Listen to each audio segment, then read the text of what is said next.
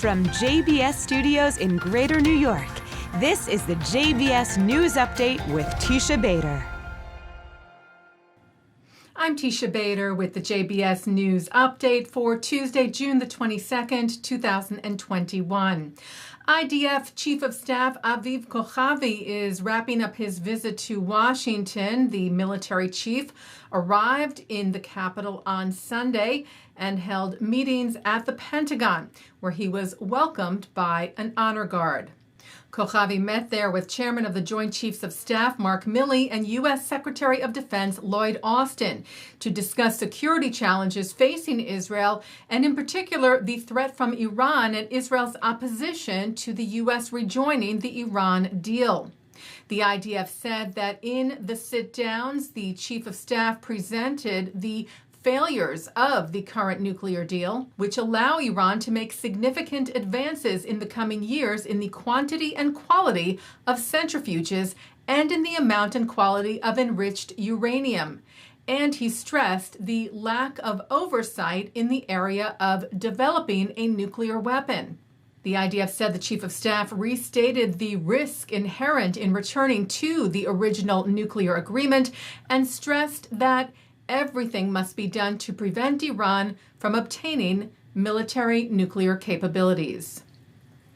Yesterday, Kochavi visited Arlington National Cemetery, where he placed a wreath at the tomb of the unknown soldier and saluted American soldiers on behalf of the IDF.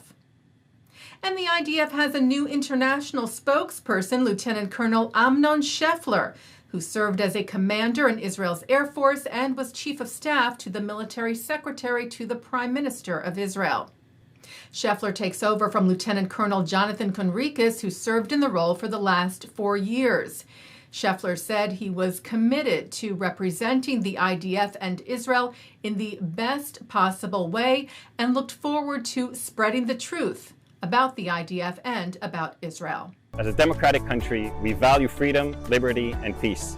The truth is our greatest asset. Freedom of expression is a fundamental principle laid out in our Declaration of Independence. We are fortunate to live in a country with a free and vibrant press and welcome journalists from all around the world. The brave men and women of the IDF work tirelessly, day and night, to protect these values and to strive for a safer and more secure world.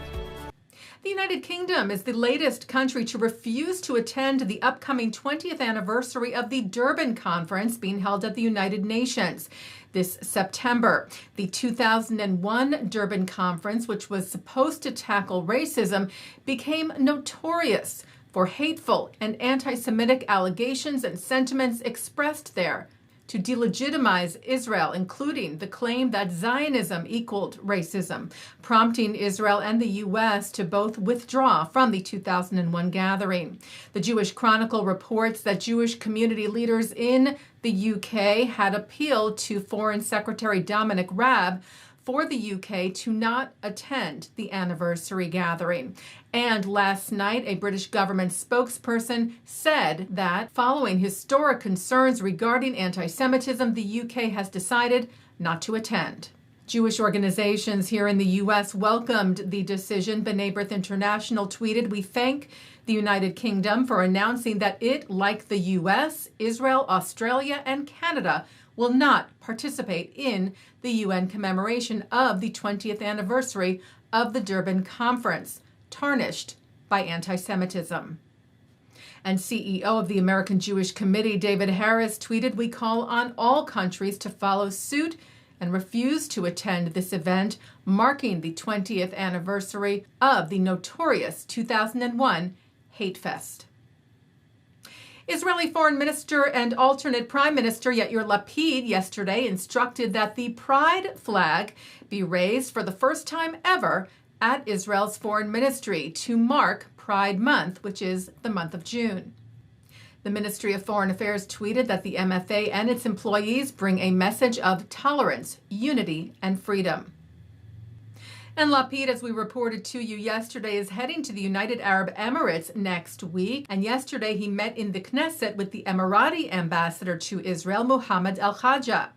Writing next week, I will make the first official visit by an Israeli minister to the UAE in order to strengthen the relationship between our countries and peoples.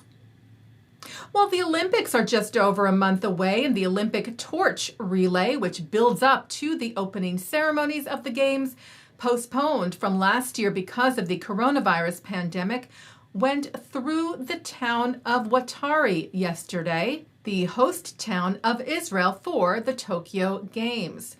Israel's representation in Japan tweeted that its spokesperson and head of public diplomacy, Barak Shine, participated in the event, in which local citizens waved flags and banners in support of the Israeli team.